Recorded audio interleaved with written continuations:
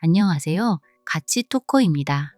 오늘도 저와 함께 가치 있는 삶을 위한 깨달음의 여정 시작해 보겠습니다. 어느 병원의 수술실에서 시작된 이야기입니다. 탁자 위에 누운 사람의 심장이 멈췄습니다. 가슴을 누르던 손이 올라가고 기계가 충전되는 소리가 방을 가득 채웁니다.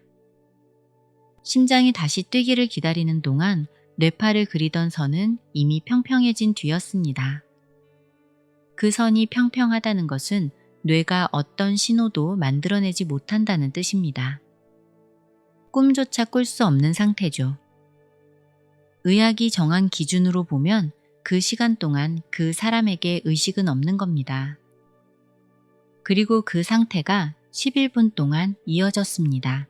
심장이 다시 뛰고 며칠이 지난 뒤 그는 이상한 이야기를 꺼냈습니다. 그 11분 동안 자기는 모든 것을 보고 있었다는 것이었습니다.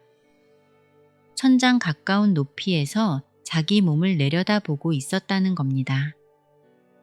누가 어느 자리에 서 있었는지, 기계 위에 무엇이 놓여 있었는지, 문 밖에서 어떤 말이 오갔는지를 순서대로 짚었습니다. 경고음이 2번 울렸다는 대목도 누군가 긴장을 풀려고 던진 짧은 농담 한마디도 그대로 기억하고 있었습니다. 확인해보니 상당 부분이 실제와 맞았죠. 그 시간 동안 그의 눈은 감겨 있었고 소리를 처리하는 부위조차 멈춰 있었습니다. 이 이야기를 처음 접했을 때 저는 그럴 리가 없다고 생각했습니다. 그런데 한 가지가 오래 마음에 걸렸죠. 그가 보고 있었다고 말한 그 자리, 몸 바깥의 그 자리를 우리가 정말 없다고 잘라 말할 수 있는가 하는 점이었습니다. 그래서 잠시 확인해 보겠습니다. 지금 이 목소리가 들리는 자리를 손가락으로 한번 짚어보겠습니다. 3초면 충분합니다. 귀 안쪽인지 두 눈 뒤편인지 머리 한가운데인지 짚어보는 겁니다. 짚으려는 순간 그 자리는 이미 비어 있었을 겁니다. 소리는 분명히 들리는데 듣는 자리만 없습니다. 평생 그곳에 살면서도 우리는 주소 하나 대지 못한 채 지내온 셈이죠. 그러니 몸 바깥에서 보고 있었다는 그의 말은 애초에 몸 안에 있지도 않았던 무언가에 대한 이야기일 수 있습니다. 이런 증언이 이제야 쌓이기 시작한 데에는 이유가 있습니다. 우리는 오랫동안 죽음을 한순간에 벌어지는 사건으로 배워왔습니다. 심장이 멈추면 그것으로 끝이었죠. 그런데 소생의학이 발전하면서 그 경계가 조금씩 뒤로 밀려났습니다. 멈춘 뒤에도 상당한 시간을 되돌릴 수 있게 되면서 인류는 한 번도 가져본 적 없는 자료를 손에 넣었습니다. 문턱을 넘었다가 돌아온 사람들의 증언이 수천 건 모이기 시작한 겁니다. 그리고 그 증언들은 한 사람의 특별한 경험으로 끝나지 않았습니다. 여러 나라의 병원이 함께 참여해 2,000건이 넘는 심정지 사례를 추적한 연구가 있습니다. 살아 돌아온 사람 가운데 10명의 1명꼴로 그 시간에 무언가를 겪었다고 답했죠. 그중 극소수는 주변에서 실제로 벌어진 일을 시간 순서까지 맞춰 설명했습니다. 연구진이 가장 곤란해한 대목이 바로 이 부분이었죠. 꿈이라면 내용이 사람마다 제각각이어야 자연스럽습니다. 그런데 문화도, 종교도, 나이도 다른 사람들의 진술이 이상할 만큼 겹쳤습니다. 몸에서 빠져나와 위에서 내려다보았다는 대목, 시간이 흐르지 않는 것처럼 느껴졌다는 대목, 두려움이 완전히 사라졌다는 대목이 반복해서 나타났습니다. 물론 반론도 분명합니다. 산소가 끊긴 뇌가 만들어낸 환각이라는 설명이 있고 회복한 뒤에 들은 이야기가 기억으로 재구성되었다는 설명도 있습니다. 둘 다 충분히 합리적이며 실제로 많은 사례가 그렇게 정리됩니다. 저 역시 처음에는 그 설명이 가장 편했습니다. 이 반론에 힘을 실어준 실험도 하나 있습니다. 뇌의 특정 지점에 약한 전류를 흘리면 몸 밖으로 떠오르는 감각이 만들어진다는 사실이 확인되었습니다. 수술 도중 우연히 발견된 현상이었죠. 그 지점을 자극하자 환자는 천장 쪽으로 떠올라 자기 다리를 내려다본다고 말했습니다. 자극을 멈추면 그 감각도 함께 사라졌습니다. 그러니 몸을 벗어난 느낌 자체는 뇌가 얼마든지 만들어냅니다. 다만 두 경험 사이에는 좁혀지지 않는 차이가 하나 남습니다. 전류로 만들어낸 경험 속에서 환자는 방안의 사실을 새로 알아내지 못합니다. 자기 다리가 이상하게 짧아 보인다거나 몸이 기울어 보인다고 말할 뿐이죠. 반면 심장이 멈춘 사람들의 진술에는 이전에 알 수 없던 정보가 섞여 있습니다. 느낌을 만들어내는 일과 정보를 가져오는 일은 전혀 다릅니다. 더 정리하기 어려운 기록도 남아 있습니다. 태어날 때부터 앞을 보지 못한 사람들의 보고입니다. 빛도 형태도 경험한 적 없는 이들이 회복한 뒤 색과 모양을 말한 사례가 여러 건 확인되었습니다. 연구자들도 이 대목만은 어떻게 다뤄야 할지 아직 답을 내놓지 못했습니다. 사례가 적어 확정할 수 없다는 신중한 태도가 지금까지의 결론입니다. 여기까지도 충분히 놀랍습니다. 진짜 소름은 그 다음이죠. 최근 몇 해 사이 심장이 멈춘 직후의 뇌를 정밀하게 들여다본 기록들이 나왔습니다. 심장이 멈추면 뇌도 스르르 조용해지다가 꺼질 것이라고 생각하기 쉽죠. 그런데 결과는 정반대였습니다. 심장이 멈추면 몇십 초 동안 뇌에서는 평소 깨어있을 때보다 훨씬 강한 신호가 터져나왔습니다. 그것도 무언가를 아주 선명하고 또렷하게 알아차릴 때 나오는 바로 그 대역이었습니다. 꺼지기 직전에 오히려 더 밝아지는 등불을 본 적이 있을 겁니다. 지금 우리가 아는 마지막 장면이 딱 그렇습니다. 어떤 연구자는 이것을 죽어가는 뇌의 마지막 몸부림이라 부릅니다. 다른 연구자는 몸이라는 좁은 통로가 열리는 순간이라고 봅니다. 누구의 해석이 맞는지는 아직 정해지지 않았습니다. 게다가 그 활동은 몇 초 만에 끝나지도 않았습니다. 어떤 기록에서는 소생술이 이어지는 내내 뇌가 되살아나듯 여러 번 신호를 냈죠. 꺼졌다가 켜지고 다시 꺼졌다가 켜지는 형태였죠. 평평한 선 아래에서 무슨 일이 벌어지는지 우리는 아직 절반도 알아내지 못했습니다. 확실한 것은 하나뿐입니다. 우리가 완전히 꺼졌다고 믿어온 그 시간에 무언가는 분명히 켜져 있었습니다. 여기까지가 기록이 말해주는 부분입니다. 그런데 저에게 이 이야기가 남의 일이 아니게 된 밤이 하나 있습니다. 오래전 어느 병실에서 겪었던 낯설고도 강렬한 감각이 아직도 생생하게 남아 있습니다. 가까이 지내던 언니를 떠나보내던 날이었습니다. 불과 며칠 전까지만 해도 따스한 햇살이 비치는 카페에 마주 앉아 함께 웃고 떠들던 사람이었습니다.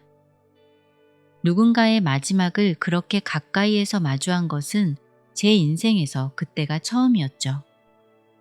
하얀 시트 위에 누운 모습은 평소에 생기 넘치던 모습과 너무나 달랐습니다. 손끝에 남아있던 온기가 서서히 흩어졌습니다. 마지막 숨이 빠져나가는 것을 그저 가만히 지켜보았습니다. 기계의 알림음이 길게 울리고 화면 위의 숫자가 멈췄습니다. 그 순간 밀려온 느낌이 참으로 이상했습니다. 방이 텅 비었다는 상실감도 아니었고 서늘한 공허함도 아니었습니다. 의식이 낡고 무거운 옷을 훌훌 벗어던지고 빠져나와 그 공간을 더 꽉 채우는 듯한 기분이었습니다. 언니는 더 이상 숨을 쉬지 않았는데 그 방 안에는 형언하기 어려운 거대하고 따뜻한 에너지가 흐르고 있었습니다. 눈에 보이는 몸의 기능은 완전히 멈추었는데 깊은 울림 하나는 그곳에 생생하게 남아 공간 전체를 진동시키고 있었죠. 분명 육체의 죽음이 찾아왔는데 그것이 결코 완전한 끝은 아니라는 사실을 아주 깊이 직감하게 되었습니다. 방금 이 방에서 나간 것은 물질로 된 몸이고 여기 남은 것은 사라지지 않는 무엇이라는 확신이 들었던 겁니다. 그날 이후 삶을 바라보는 시선이 근본적으로 달라졌습니다. 다만 그때는 그 감각을 설명할 말을 찾지 못했습니다. 그래서 오랫동안 아무에게도 꺼내지 못한 채 마음에만 담아두었죠. 그 정체를 알고 싶어 여러 해를 걸어야 했습니다. 의학 논문도 읽었고 오래된 경전도 펼쳐보았죠. 그러다 뜻밖의 지점에서 두 사람을 만났습니다. 한 사람은 2500년 전에 살았고 실험 장치도 계산식도 없이 오직 자기 안을 들여다보는 것만으로 같은 자리에 닿았습니다.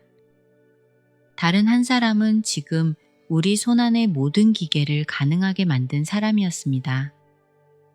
평생 회로를 설계한 끝에 그가 내린 결론은 인간은 기계가 아니라는 것이었습니다. 2500년 떨어진 두 사람이 결국 같은 자리를 가리키고 있었던 겁니다. 먼저 두 번째 사람의 이야기부터 꺼내겠습니다. 조각 위에 수천 개의 스위치를 처음 새겨 넣은 사람이 있었습니다. 그가 그려낸 회로는 오늘 우리 손안의 모든 기계 안에서 뛰고 있죠. 세상은 그를 기계의 시대를 연 사람이라 불렀습니다. 그런데 정작 그 자신이 30년 넘게 붙들었던 질문은 뜻밖의 것이었습니다. 이 회로를 끝없이 키우면 언젠가 스스로 느끼기 시작할까라는 의문이었습니다. 답은 아니요 였습니다. 그리고 그가 내놓은 결론은 훨씬 낯선 것이었죠. 느끼는 자리는 회로 안에도 없고 사람의 머릿속에도 없다는 것이었습니다. 평생 스위치를 들여다본 사람의 입에서 나온 말이라 쉽게 흘려보내기 어렵습니다. 그가 든 비교는 아주 단순했습니다. 회로의 부품 하나는 켜짐과 꺼짐만 압니다. 자기가 속한 기계 전체에 대해서는 아무것도 알지 못합니다. 그런데 우리 몸의 세포 하나는 사정이 완전히 다릅니다. 50쪽에 이르는 세포마다 몸 전체를 지을 수 있는 설계도가 통째로 들어 있습니다. 손끝의 세포 하나에도 심장을 만드는 정보와 눈을 만드는 정보가 빠짐없이 담겨 있죠. 부분이 전체를 품고 있는 겁니다. 차이는 하나 더 있습니다. 기계가 다루는 정보는 얼마든지 복사됩니다. 문장 하나를 100만 명에게 똑같이 보낼 수 있고 사진 한 장을 수억 번 복제해도 원본과 구별되지 않습니다. 그런데 아주 작은 세계의 상태는 복사되지 않습니다. 복제할 수 없다는 사실이 수학적으로 증명되어 있습니다. 들여다보는 순간 그 상태는 무너지고 손에 남는 것은 예 또는 아니요 한마디뿐이죠. 여기서 앞부분의 그 실패가 다시 떠오릅니다. 지금 이 목소리를 듣는 자리를 우리는 끝내 짚어내지 못했습니다. 같은 이유로 지금 느끼는 이 느낌 역시 옆 사람에게 그대로 건네지 못합니다. 느낌은 복사되는 종류의 것이 아니기 때문입니다. 말로 옮기는 순간 이름 하나로 줄어들 뿐입니다. 글자 자체에는 의미가 없습니다. 종이 위의 잉크에도 화면에 켜진 점들에도 뜻은 담겨 있지 않죠. 의미는 언제나 읽는 쪽에서 태어납니다. 정보는 건너가지만 의미는 건너가지 않습니다. 그래서 그는 몸을 이렇게 설명했습니다. 아주 먼 곳에 보내진 무인 장치를 떠올려 보겠습니다. 그 장치에 달린 카메라가 사막을 비추고 신호가 방 안의 화면으로 들어옵니다. 조종하는 사람은 사막을 분명히 보고 있습니다. 하지만 사막은 그 방 안에 없습니다. 더 중요한 것은 신호 자체에는 색도 온도도 없다는 사실입니다. 색과 온기와 냄새는 전부 화면 앞에 앉은 쪽에서 피어납니다. 몸이 바로 그 장치라는 겁니다. 눈과 귀와 피부는 카메라이고 마이크입니다. 그것들이 보내는 것은 신호일 뿐이며 세계는 신호를 받는 쪽에서 그려집니다. 장치가 부서지면 화면은 꺼집니다. 그렇다고 화면 앞에 앉아있던 쪽까지 사라지지는 않습니다. 장치를 오래 조종하다 보면 이상한 일이 벌어집니다. 화면에 너무 깊이 몰입한 나머지 조종하는 쪽이 자기가 그 장치라고 착각하는 겁니다. 장치가 흔들리면 자기가 흔들린다고 느끼고 장치가 부서질까봐 밤새 떨게 되죠. 우리가 몸을 나라고 부르며 살아온 방식이 정확히 이와 같습니다. 2500년 전 붓다는 몸을 나라고 여기지 말라고 했습니다. 감각도 나라고 여기지 말라고 했습니다. 떠오르는 생각도 나라고 여기지 말라고 했죠. 오랫동안 이 말은 차갑고 허무한 부정으로 읽혔던 시절이 있었는데요. 전부 아니라고만 하니 남는 것이 없어 보였기 때문입니다. 그래서 많은 사람이 이 가르침 앞에서 등을 돌리기도 했죠. 살아갈 힘을 주는 말이 아니라 삶을 지우는 말처럼 들렸던 겁니다. 그런데 순서를 바꿔 읽으면 완전히 달라집니다. 이것은 부정이 아니라 위치를 알려주는 안내였습니다. 몸은 화면입니다. 감각은 신호입니다. 생각은 화면 위를 흘러가는 자막입니다. 그러니 그 어느 것도 보는 자가 아니라는 뜻이었습니다. 붓다는 나를 지운 것이 아니라 나를 잘못된 자리에서 꺼내어 제자리에 놓으려 했습니다. 평생 화면에 붙어 살던 시선을 화면 밖으로 한번 돌려 세운 것이죠. 그 시절에는 회로도 계측기도 없었습니다. 가진 도구는 자기 자신뿐이었고 그 하나로 여기까지 왔습니다. 놀라운 점은 실험실에서도 같은 방향을 가리키는 결과가 100년 전에 이미 나왔다는 사실입니다. 아주 작은 알갱이 하나를 2개의 틈이 뚫린 판을 향해 쏘아보냅니다. 알갱이니까 한쪽 틈으로만 지나가야 상식에 맞습니다. 그런데 뒤편 벽에는 물결이 겹친 것처럼 여러 줄의 띠가 남았습니다.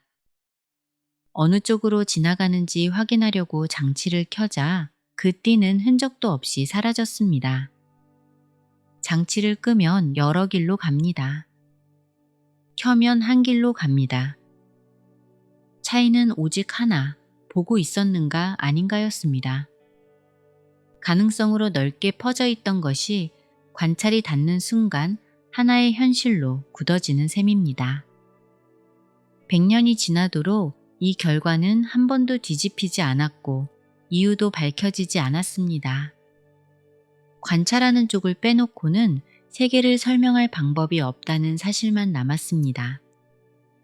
우리가 양자역학이라는 낯선 학문에 자꾸만 이끌리는 이유도 여기에 있을 겁니다. 물질의 가장 작은 단위를 파고든 최첨단 과학이 결국 우리 쪽을 돌아보게 만들기 때문이죠. 눈에 보이지 않는 마음의 자리를 진지하게 여겨야 할 이유가 과학 쪽에서 증명하고 있는 셈입니다. 이제 우리가 가장 두려워해온 것의 방향이 뒤집힙니다. 죽음은 사라지는 사건이 아니라 접속이 끊어지는 사건일 수 있습니다.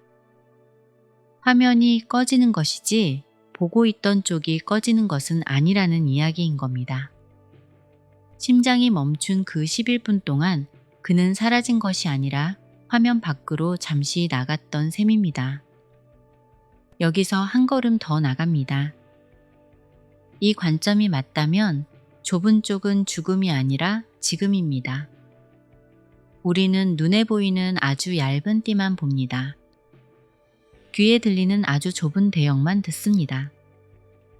이 방 안에도 수십 개의 목소리가 지금 이 순간 지나가고 있지만 우리는 하나도 듣지 못합니다. 박쥐는 우리가 듣지 못하는 소리로 어둠 속의 벌레를 잡아냅니다. 어떤 나비는 우리 눈에 밋밋해 보이는 꽃에서 화려한 무늬를 봅니다. 같은 자리에 서 있어도 저마다 다른 세계를 보고 있는 셈이죠. 그러니 지금 이 상태야말로 두꺼운 벽에 뚫린 작은 구멍입니다. 그 구멍으로 세상을 내다보며 이것이 전부라고 믿어온 겁니다. 물론 여기서는 정직하게 선을 그어야 합니다. 지금까지의 이야기로 사후세계가 증명되었다고 말할 수는 없습니다. 기록은 쌓였고 설명은 아직 없습니다.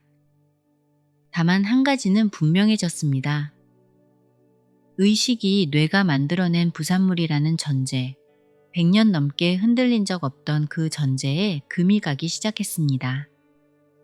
그리고 과학의 역사에서 큰 전환은 늘 이런 식으로 찾아왔죠. 설명되지 않는 사례 몇 건이 오래 남아있다가 어느 날 전체 그림을 바꾸는 방식이었습니다. 그렇다면 이제 남는 질문은 죽음 쪽이 아니라 삶 쪽입니다. 몸이 잠시 빌린 장치라면 이 짧은 접속의 시간은 무엇을 위해 주어진 것인가 하는 물음이죠. 그 밤 이후 저에게 가장 설득력 있게 다가온 답은 이것이었습니다. 우리는 무언가를 깊이 배우고 조금 더 넓어지기 위해 이 별에 잠시 머무는 중일 수 있다는 답입니다. 그렇게 보면 살아가며 마주하는 수많은 인연과 사건들이 달리 보입니다. 좋은 일도 아픈 일도 결국 나를 다듬는 하나의 정교한 수업인 셈이죠. 사람마다 배움의 기준이 다르고 그 길을 걷는 시간의 길이도 다를 뿐입니다. 누군가는 조금 일찍 과정을 마치고 원래의 자리로 돌아가고 누군가는 더 오래 남아 남은 배움을 이어갑니다. 그 언니 역시 이번 생에 주어진 과제를 훌륭히 마치고 육체라는 제약을 벗어나 더 넓은 곳으로 돌아갔다고 저는 믿고 있습니다. 우리는 흔히 영원히 살 것처럼 미래를 계획하고 앞만 보며 달립니다. 그런데 육체의 마지막 순간은 누구에게나 예고 없이 찾아올 수 있습니다. 내일이라는 시간이 늘 공평하고 당연하게 주어지는 것은 아니라는 뜻이기도 하죠. 이 사실을 온전히 받아들이고 나면 지금 이 순간에 몰입하는 일이 참으로 중요해집니다.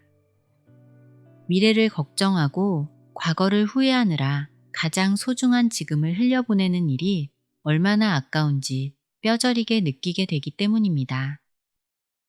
두 발로 땅을 딛고 숨을 쉬고 서로의 온기를 나누는 이 평범한 순간들이 사실은 매일 일어나는 거대한 기적입니다. 삶의 유한함을 깊이 인식하는 일이 역설적으로 가장 온전하게 살아가는 길이 되는 이유도 여기에 있습니다. 인생의 마지막 날 우리에게 남는 것이 무엇일지 조용히 헤아려 보게 됩니다. 문턱을 넘는 순간 세상에서 쌓아 올린 물리적인 성과들은 흔적도 없이 흩어질 겁니다. 결국 이 삶에서 무엇을 깊이 느끼고 어떤 지혜를 배웠는가 하는 것만 남게 되죠. 그리고 주어진 시간 동안 세상을 또 곁에 머문 사람들을 얼마나 진심으로 사랑했는가 하는 따뜻한 기억이 남습니다. 사랑을 나누고 내면을 얼마나 넓혔는지가 이 별이라는 학교에서 챙겨갈 수 있는 유일한 졸업장일 수 있습니다.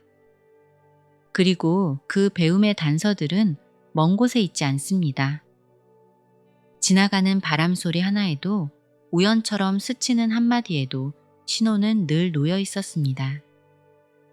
그 언니의 마지막을 곁에서 지켜본 뒤로 저는 삶과 죽음 사이에 놓인 그 신호들을 매일 새롭게 되새기게 되었습니다. 보이지 않는 울림이 얼마나 크고 거대한지 실감했기에 눈에 보이는 작은 실패나 시련에 예전처럼 쉽게 흔들리지 않게 되었죠. 하지만 이것을 확인하려고 죽음을 기다릴 필요는 없습니다. 아까 목소리가 들리는 자리를 짚어보려 했을 때 그 자리는 분명히 있었는데 잡히지 않았습니다. 바로 그곳이 지금도 열려있는 자리입니다. 하루에도 수백 번 우리는 그 자리를 지나가면서 한 번도 멈춰서지 않습니다. 잠시 멈추면 이상한 일이 벌어집니다. 화가 나 있을 때 화를 알아차리는 쪽은 화나 있지 않습니다. 슬픔이 밀려올 때 슬픔을 바라보는 쪽은 슬프지 않습니다. 그 자리는 언제나 한 발 뒤에서 조용히 열려 있었습니다. 그 자리에 자주 머무를수록 사람이 조금씩 달라집니다. 똑같은 일이 벌어져도 예전만큼 크게 휩쓸리지 않게 됩니다. 앞에서 치는 파도가 잔잔해져서가 아닙니다. 그 파도를 바라보는 내면의 공간, 곧 의식의 자리가 훨씬 넓어졌기 때문이죠.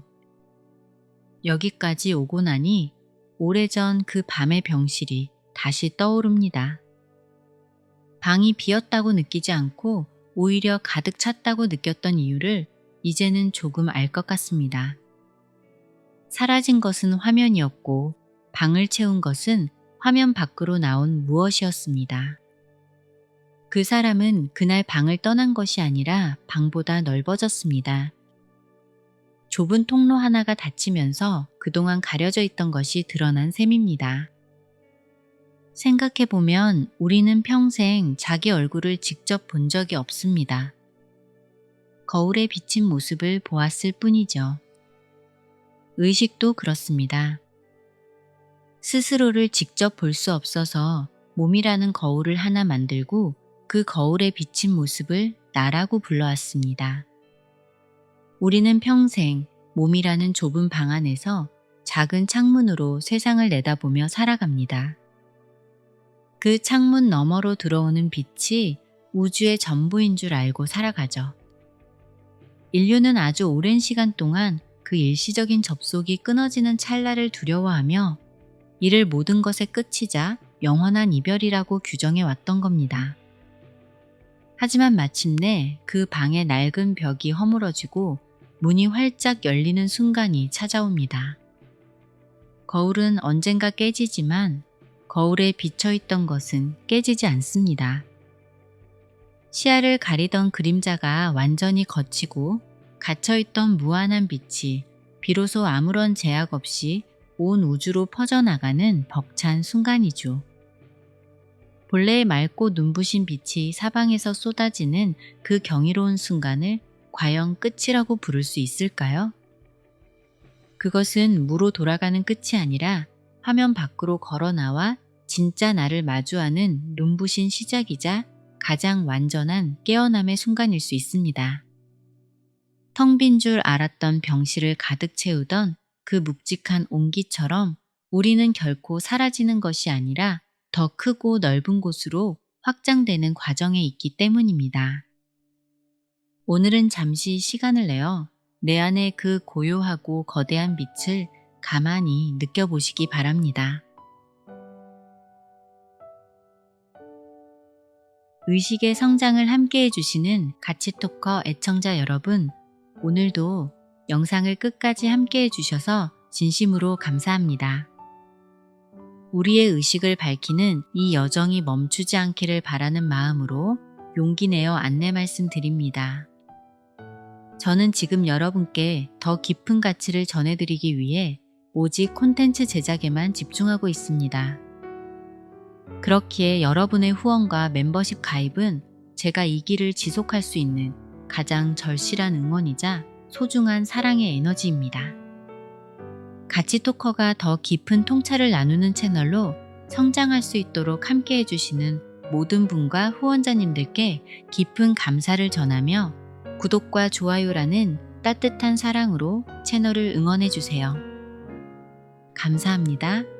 사랑합니다.